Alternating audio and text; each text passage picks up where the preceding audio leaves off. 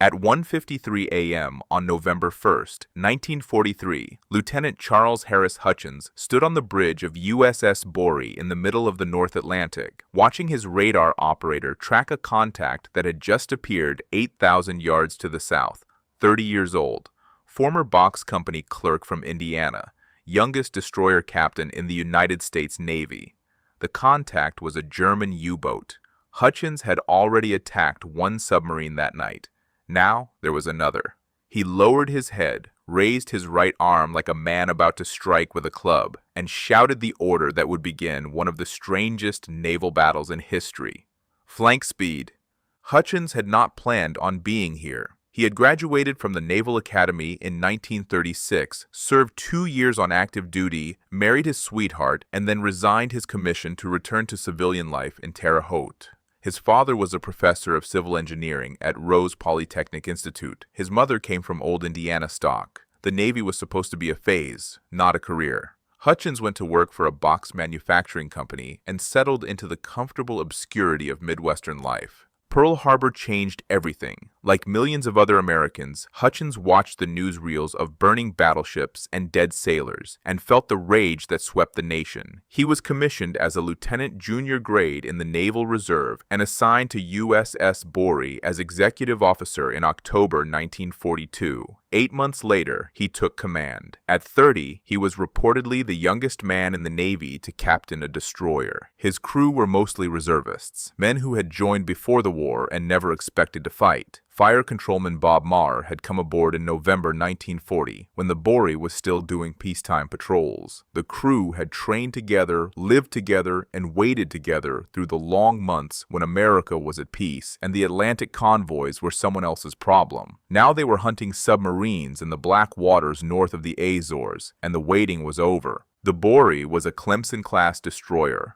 a flush-decker built in 1919. She was 314 feet long, displaced 1,200 tons, and had been designed for a war that ended before she was commissioned. By 1943, she was obsolete. Her hull was thin, her engines were temperamental, her crew called her a tin can, the same nickname sailors gave to every destroyer. But in Borie's case, the term was especially apt. She had been built cheap, built fast, and built to be expendable. She had been refitted for submarine hunting in late 1942. Her stacks were cut down to reduce her silhouette. Surface search radar was installed. Her old machine guns were replaced with 6 20mm Oerlikon cannons. 2 of her torpedo tube mounts were removed and replaced with K-gun depth charge projectors. She kept her 4 4-inch guns, her 3-inch anti-aircraft gun, and her stern depth charge racks. She was no longer a fleet destroyer. She was a sub-killer, designed for one purpose: find German U-boats and destroy them.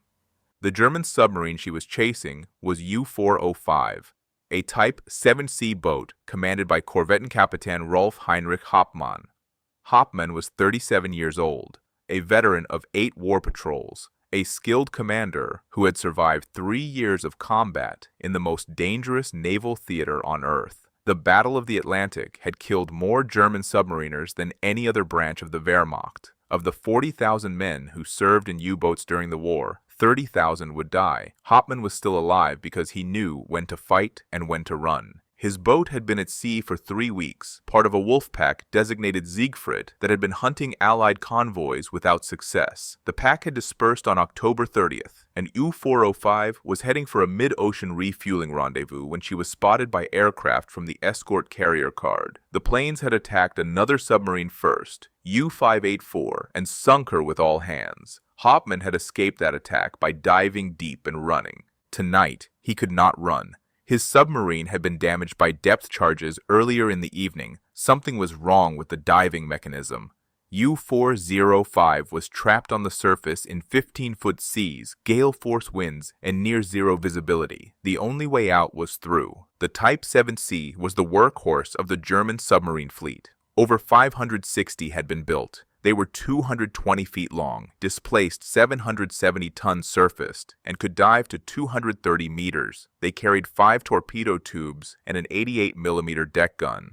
In the early years of the war, they had been the terror of the Atlantic, sinking millions of tons of Allied shipping, strangling Britain's supply lines, threatening to win the war before America could enter it. But by late 1943, the tide had turned. Allied technology had caught up. Radar could find surfaced submarines. Aircraft from escort carriers could hunt them in waters they once owned. Depth charges had become more accurate. The U-boats were dying faster than Germany could replace them. October 1943 had been the deadliest month yet for the submarine fleet. Hauptmann knew the mathematics. He knew that every patrol was more dangerous than the last. He knew that the odds of survival decreased with every week at sea, but he was a submarine commander in the Kriegsmarine, and submarine commanders did not surrender. They fought until they won or died. The Borie closed the distance at 27 knots.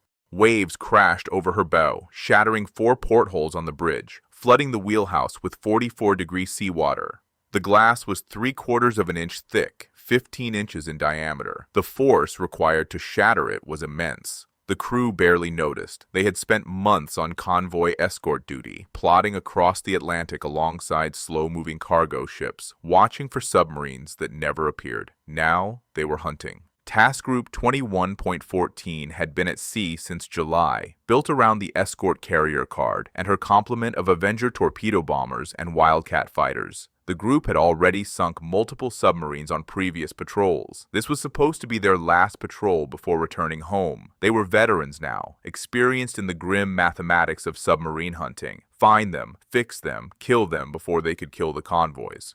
Fire Controlman First Class. Bob Marr, stationed in the director above the bridge, later wrote, "We young bucks, dumb and happy, were really excited. We were the hunters, not the hunted, and it was an exhilarating feeling for all of us. The men had waited so long for action that the prospect of combat felt like liberation." Earlier that evening, Borie had attacked another submarine, U-256. The boat had been spotted by radar and forced to dive. 3 depth charge attacks had brought up oil and debris. Hutchins believed they had scored a kill and radioed the escort carrier with the message that would become famous: "Scratch 1 pig boat, am searching for more." In fact, U-256 had survived, badly damaged, and would limp back to port. But Hutchins did not know that. He only knew that his ship had drawn blood and was looking for more. At 2,800 yards, radar contact was lost. The submarine had submerged, or so Hutchins thought. He ordered the sonar activated. Soundman Kent listened to the pings echoing through the black water, waiting for the return signal that would reveal the enemy's position. The seconds stretched into eternity. "Sound contact, bearing 190. The submarine was there, hiding beneath the waves, trying to escape.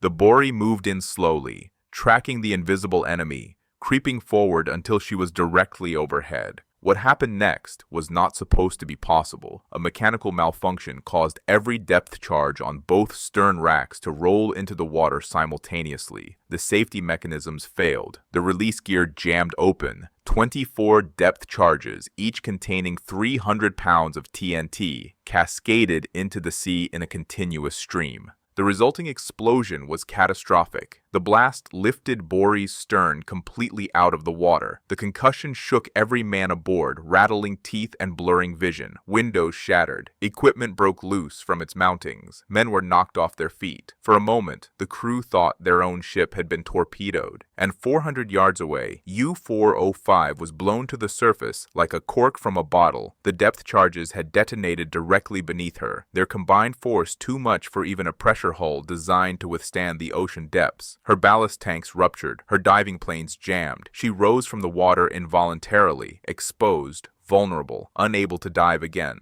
Hutchins ordered the searchlight activated. The 24-inch beam stabbed through the darkness and illuminated a German submarine wallowing in the swells, her crew scrambling out of the conning tower to man their deck guns. If you want to see what happened when a destroyer and a submarine fought at point-blank range with everything from 4-inch guns to shotguns to sheath knives, please hit that like button. It helps us share more forgotten stories like this one. Subscribe if you haven't already. Back to Hutchins. The Borie opened fire. 4-inch shells, 20mm cannon, everything she had. The first salvo from her main battery struck the submarine's 88mm deck gun before the German crew could fire a single round. The explosion literally blew the gun into the ocean. German sailors died where they stood, cut down by machine gun fire as they tried to reach their weapons. But U-405 was not finished. Her smaller guns opened up, and 20mm shells slammed into Borie's forward engine room and bridge. The submarine had 6 autocannons and multiple machine guns.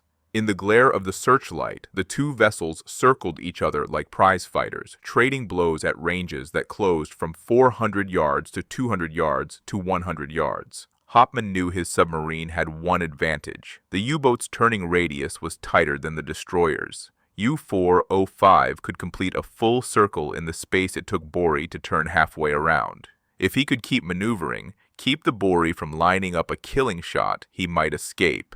He threw the helm over and began a desperate dance, turning and twisting through the heavy seas. For 20 minutes, the two vessels circled each other. Hutchins pushed Borie to 25 knots, trying to close the range, but every time he lined up for a killing shot, Hauptmann turned away. The submarine's crew had recovered from the initial shock. They manned their remaining weapons and fired back. Bullets struck Borie's hull, her bridge, her stacks. But the German fire was scattered, desperate, while the American guns maintained a steady, punishing rhythm. Hutchins matched Hauptmann move for move. The young lieutenant from Terre Haute, Indiana, who had resigned his naval commission after 2 years to work for a box company, who had rejoined the service only after Pearl Harbor, who had never commanded a ship in combat before this cruise, refused to let his quarry escape. He had been trained in peacetime, when tactics were theoretical and combat was hypothetical. Now, he was learning in the most brutal classroom imaginable. The searchlight never wavered. It tracked U-405 through every turn, every attempt to escape, casting its relentless white beam across the submarine's damaged hull. The Germans could not hide. They could not run fast enough. They could only twist and turn and hope for a miracle. At one point, U-405 fired a flare. A German sailor appeared on the conning tower, waving his arms as if to surrender. The gesture was universal, unmistakable. Hutchins immediately ordered his guns to cease fire. If the Germans wanted to surrender, he would accept it. There were rules about these things, even in the middle of the Atlantic at 2 in the morning. But the gun captain of one of the 4-inch mounts had removed his headphones. The battle was too loud, the noise too distracting. He did not hear the order. His gun fired. The shell decapitated the German sailor on the conning tower. His body tumbled backward into the sea. There was no quarter after that. Whatever chance for surrender had existed died with that sailor. The battle resumed with renewed fury. U-405 returned to its evasive maneuvers. Borie returned to the pursuit. Both sides understood that this fight would end only when one of them was destroyed. Hutchins realized that the submarine might actually escape if he did not do something drastic. The circling dance could continue until dawn, until one of them ran out of fuel or ammunition, until another German submarine arrived to help. He could not wait. He had to end this now. He made his decision. The order echoed through the ship. "Stand by for a ram!" The Borie accelerated toward U-405's starboard quarter at 27 knots. The deck shuddered with the vibration of engines pushed beyond their design limits. Spray exploded over the bow, drenching the gun crews who stood at their stations waiting for the impact. Hutchins gripped the bridge rail and watched the distance close. 200 yards, 100 yards, 50 yards. Hauptmann saw the destroyer coming and threw his helm hard to port, trying to avoid the impact. At the last moment, a massive wave struck both vessels simultaneously. Instead of hitting the submarine squarely, Borie's bow rode up over U-405's foredeck. The destroyer came to rest on top of the U-boat. Bow above bow, the two ships locked together at a 30-degree angle. The impact was not what anyone expected. There was no crushing collision, no immediate destruction. Instead, the two vessels found themselves in an embrace, Borie's thin hull grinding against the submarine's pressure casing, the motion of the sea working them together like hands kneading dough. What followed was unlike any naval battle of the modern age. It was a scene from the age of sail, from the days of John Paul Jones and wooden ships, when crews boarded enemy vessels and fought hand-to-hand on blood-slicked decks. The Borie's 4-inch and 3-inch guns could not depress low enough to hit the submarine. The heavy weapons that should have ended the fight quickly were useless at this range. The Germans' machine guns could not elevate high enough to hit the destroyer's bridge. Both sides had weapons they could not use. But both crews had small arms, and both crews were determined to kill each other. American sailors rushed topside with rifles, Thompson submachine guns, pistols, and shotguns. Some grabbed whatever they could find. A mess cook came up with a cleaver. A boatswain's mate carried a fire axe. German sailors fired back with Lugers and submachine guns and anything else they could lay hands on. The range was 10 feet, then 5 feet, then close enough to touch. The searchlight never wavered. It illuminated the carnage in stark white light, casting black shadows across the intertwined hulls. German sailors in various states of undress, some wearing only underwear, some with long hair and colored bandanas that would have been unmilitary in any navy, fired at Americans who shot back from 10 feet away. Fire Controlman Maher watched from his station above the bridge. The roar and smell of battle was just unimaginable, but watching the results of the converging streams of 20mm bullets was both horrifying and fascinating. While the 4-inch projectiles made immense explosions, I really believe that the machine gun fire sweeping across the deck is what finally doomed U-405. The crews fought with weapons that had no place in modern naval warfare. One Borie sailor threw a sheath knife at a German and struck him in the chest. Another sailor, finding himself without ammunition, hurled an empty 4-inch shell casing at an enemy gunner. The brass casing weighed over 20 pounds. It struck the German and knocked him off the submarine's deck into the sea. Coke bottles from the ship's galley were thrown at German heads. In the official after-action report, Hutchins noted that his crew used every weapon available, including small arms, a sheath knife, and an empty 4-inch shell case. The Germans fought back with equal ferocity. Machine gun fire raked Borie's hull. Bullets struck the bridge, the stacks, the deck. Men fell wounded but kept fighting. The noise was indescribable. The smell of cordite and burning oil and blood mixed with the salt spray and the wind. For 10 minutes, the ships remained locked together. The motion of the seas worked them against each other, crushing and grinding. Borie's hull began to buckle. Seams opened below the waterline. The forward engine room started flooding. The destroyer was being destroyed by the very submarine she had rammed. Lieutenant Morrison Brown, the engineering officer, stood neck-deep in rising water, refusing to leave his post, keeping the engines running while his ship was dying around him. Finally, the sea separated the two vessels. U-405 pulled away, damaged but still afloat. Hopman tried to escape, limping northwest at whatever speed his battered boat could manage. Hutchins pursued. The searchlight found the submarine again. The guns opened fire again.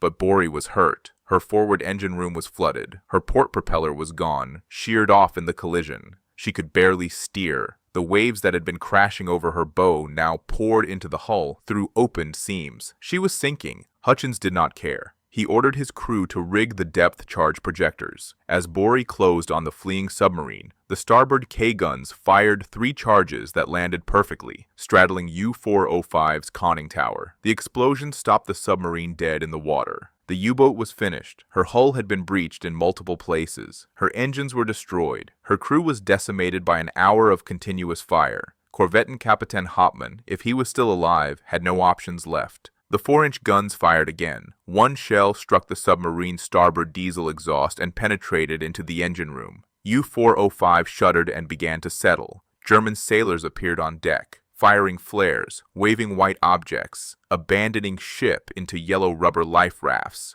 Hutchins ordered his guns to cease fire. The searchlight illuminated a scene of devastation. The submarine's conning tower was riddled with holes. Her deck was slick with blood and seawater. Bodies lay where they had fallen during the firefight. The survivors, perhaps 14 men, were climbing into life rafts, some of them carrying wounded comrades on stretchers. Hutchins watched as an officer in a peaked cap became the last man to leave the submarine. The German stood on the conning tower for a moment, looking at his dying boat, then stepped into a life raft. At 02:57, U-405 sank by the stern. Her bow rose briefly out of the water, black against the searchlight beam, then slid beneath the surface. A moment later, she exploded underwater, the scuttling charges set by her captain completing the destruction. The concussion sent a geyser of water into the air. Hutchins reported later, when the submarine sank, there was a yell that went up from all hands. It probably could be heard in Berlin.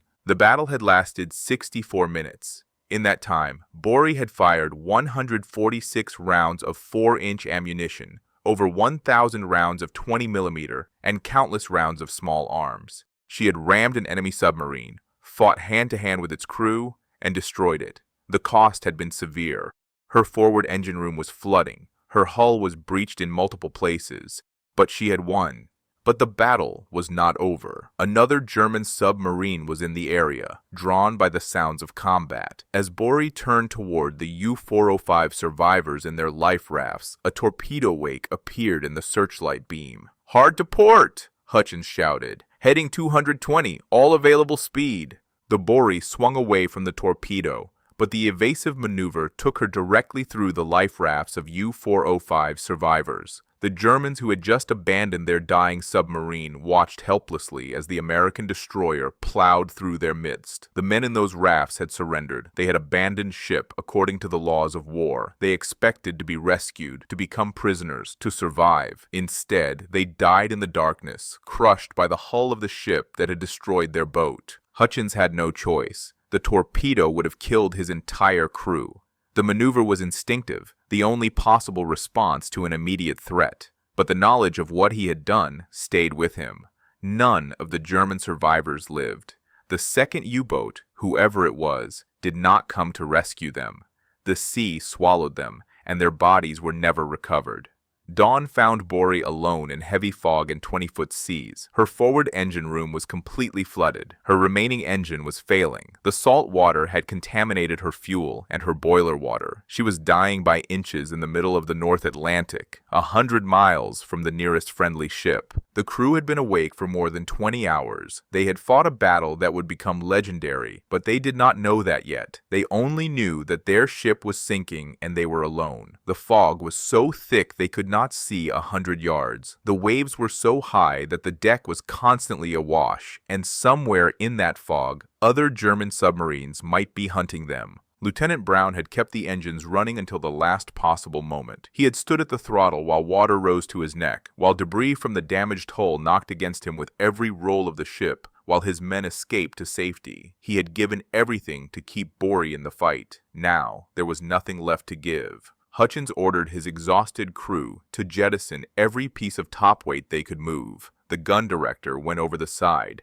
Depth charges were rolled into the sea. Ammunition was thrown overboard. Torpedoes were pushed through the tubes and allowed to sink. Everything that could be removed was removed. The crew formed bucket brigades, bailing water by hand, while the ship's remaining pumps struggled to keep up with the flooding. At 900, the last turbine seized. The salt in the boiler water had finally killed the engines. The pumps stopped. The lights went out. The radio had no power. Borie was sinking, and no one knew where she was. The communications officer, Lieutenant Robert H. Hutchins, no relation to the captain, found lighter fluid, kerosene, and rubbing alcohol. He poured them into the emergency generator's fuel tank. The generator coughed, sputtered, and somehow started. At 11:10, the escort carrier card received a message that would send ships racing to the rescue. Commenced sinking.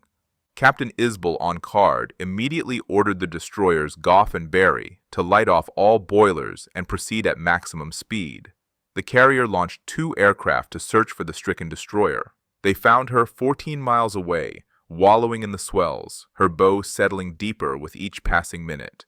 The rescue took hours. By the time the destroyers Goff and Borie arrived, Borie was listing heavily and settling by the bow. The sea had not calmed. The waves were still 20 feet high. The water temperature was 44 degrees Fahrenheit, cold enough to kill a man in minutes. At 16:30, Hutchins gave the order to abandon ship. His crew had been awake for more than 21 hours. They had fought one of the most ferocious surface actions of the war. They had won, and now they had to swim for their lives in 44-degree water with 20-foot waves. The rescue nets were lowered from Goff and Borie. Men climbed down from Borie's deck and dropped into the water, swimming for the nets, trying to reach safety before the cold stole their strength. Some made it, others did not. The rescue cost 27 men, not to enemy fire, not to the battle, to the cold and the sea and the exhaustion of bodies pushed beyond endurance. Sailors who had survived machine gun fire and ramming and hand-to-hand combat drowned because they were too tired to climb the rescue nets. Others died of hypothermia before they could be pulled from the water. Still others simply slipped beneath the waves, their strength gone, their bodies refusing to obey their will. Hutchins later reported, many of the lost were just unable to get over the side. The men who had fought so brilliantly, who had done everything asked of them and more, died within sight of rescue because they had nothing left to give.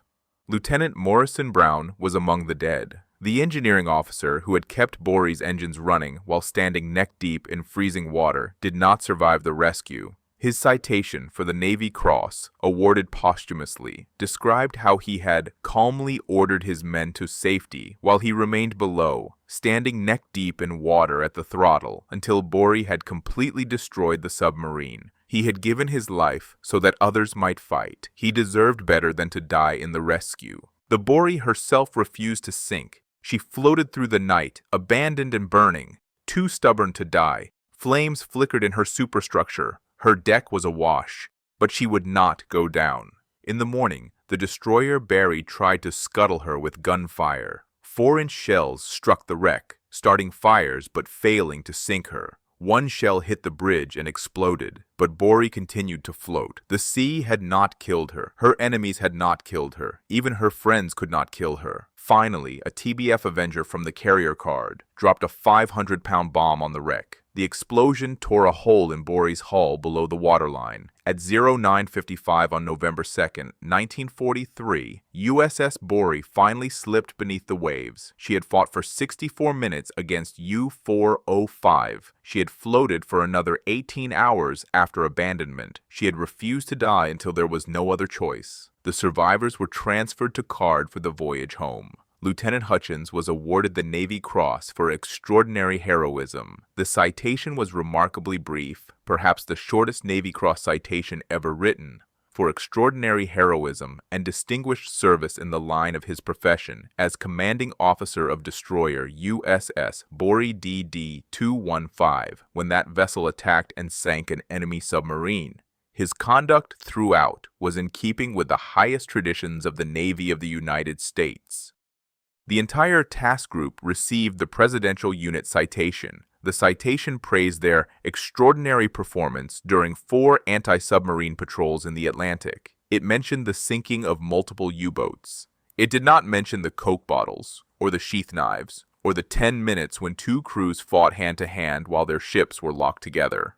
The battle made headlines across America. Newspapers told the story of the Halloween fight, the ramming, the close-quarters combat with knives and shell casings. Hutchins became briefly famous. He gave interviews. He posed for photographs. He was the youngest destroyer captain in the Navy, and he had done something that destroyers were not supposed to do. He had rammed and sunk a submarine in a battle so close that his crew had used thrown bottles as weapons. But fame in wartime is fleeting. Other battles followed. Other ships were lost. Other heroes emerged. The story of Borie and U-405 faded into the vast archive of World War II naval actions, one engagement among thousands, remarkable at the time, and then forgotten. 6 months later, another destroyer escort, USS Buckley, fought a similar battle with U-66 in the Central Atlantic. That crew also fought hand-to-hand with German sailors after ramming. That captain, even younger than Hutchins, also received the Navy Cross. The pattern was established. American tin can sailors were willing to close with the enemy, to fight with whatever weapons they could find, to win or die trying. Charles Hutchins survived the war. He returned to civilian life, to Indiana, to the kind of ordinary existence that men who have seen extraordinary things sometimes choose. He had been the youngest destroyer captain in the Navy. He had fought a German submarine with Coke bottles and sheath knives. He had won. He had lost 27 of his men in the rescue. He had run over the German survivors while evading a torpedo. What else was there to prove? The details of his later life are sparse. He did not write a memoir. He did not give many interviews after the initial publicity faded. He became, like so many veterans, a man with a past he did not discuss, and a present that demanded no heroism. The war had asked everything of him for one night in the North Atlantic. After that, ordinary life was enough. The Battle of the Atlantic continued for another 18 months after Borie's last fight. German submarines kept sailing, Allied convoys kept crossing. The killing went on until the last days of the war. By the end, 783 German U-boats had been destroyed. Over 30,000 German submariners had died. On the Allied side, 3,500 merchant ships and 175 warships had been sunk. More than 36,000 Allied sailors had perished in the cold waters of the North Atlantic. Borie was one of those 175 warships. She had been built in 1919, obsolete before she was finished, designed for a war that ended before she saw service. She had spent 2 decades in backwaters, on patrols that mattered to no one, waiting for a purpose that never came. And then, on Halloween night 1943, she found her purpose. She fought until she could not fight anymore. She died killing her enemy. The Type 7C submarine that Borie destroyed was one of 568 boats of that class, built by Nazi Germany. They were the workhorses of the U-boat fleet, the boats that had nearly won the Battle of the Atlantic in 1942, the boats that had brought Britain to the edge of starvation. By 1943, they were dying faster than Germany could build them. U-405 was just one more. But to the men who fought her, U-405 was not a statistic. She was the enemy, real and deadly, trying to kill them while they tried to kill her. The battle lasted 64 minutes. It covered the range from depth charges to shotguns to thrown knives. It ended with a submarine on the bottom and a destroyer sinking and 27 American sailors dead in the water. That is how wars are won. Not in headquarters or planning rooms. Not with grand strategy or overwhelming force. With young men in obsolete ships, fighting in the dark, using whatever weapons they can find, refusing to let the enemy escape even when their own ship is dying beneath them. Lieutenant Hutchins understood this. He had given the order to ram. He had watched his crew fight with Coke bottles. He had stayed on the bridge while his ship flooded and his engines failed and his men died in the rescue. He had done what the moment required, and then he had gone home and lived a quiet life, because that was what the moment after required.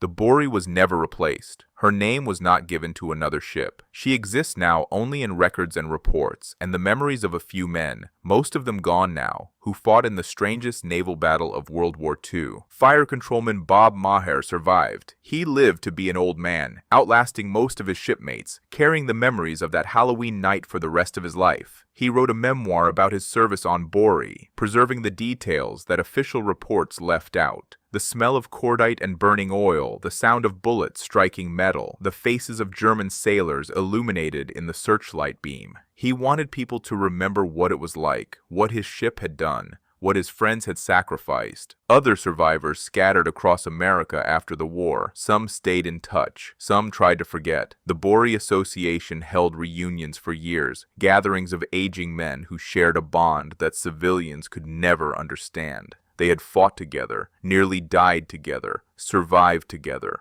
The war had given them that, at least. The sea has no monuments. The North Atlantic does not remember the ships that sank beneath its surface, or the men who died in its waters. The coordinates where Borie went down, 49 degrees 0 minutes north, 31 degrees 14 minutes west, mark nothing but empty ocean. No marker, no memorial, just waves and wind and the endless gray horizon. The wreckage lies in darkness 2 miles below, rusting slowly, visited only by creatures that care nothing for human wars. The hull that took so long to sink has been dissolving for 8 decades now. The guns that fired at U-405 have long since corroded into unrecognizable shapes. The bridge where Hutchins stood giving orders has collapsed into rubble. Borie is becoming part of the ocean floor, returning to the elements that made her. But the story survives, the record survives, the names survive. Hutchins, Brown, Maher, Hopman,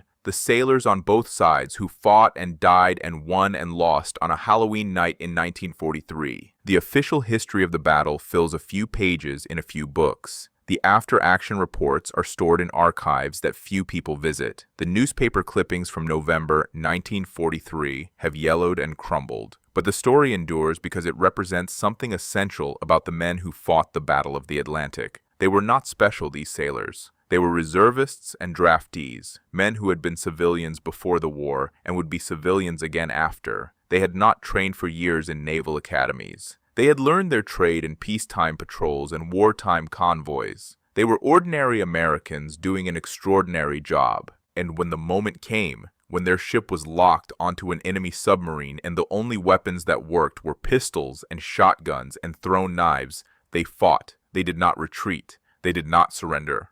They grabbed whatever was at hand and killed the enemy until the enemy was dead. That is how wars are won. Not in headquarters or planning rooms, not with grand strategy or overwhelming force, with young men in obsolete ships, fighting in the dark, using whatever weapons they can find, refusing to let the enemy escape even when their own ship is dying beneath them. They deserve to be remembered. They deserve to have their battle told. If this story moved you the way it moved us, do me a favor. Hit that like button. Every single like tells YouTube to show this story to more people. Hit subscribe and turn on notifications. We are rescuing forgotten stories from dusty archives every single day. Stories about tin can sailors who fought submarines with knives and shell casings. Real people, real heroism. Drop a comment right now and tell us where you are watching from. Are you watching from the United States, United Kingdom, Canada, Australia? Our community stretches across the entire world. You are not just a viewer. You are part of keeping these memories alive. Tell us your location. Tell us if someone in your family served. Just let us know you are here. Thank you for watching, and thank you for making sure the crew of USS Borie does not disappear into silence. These men deserve to be remembered, and you are helping make that happen.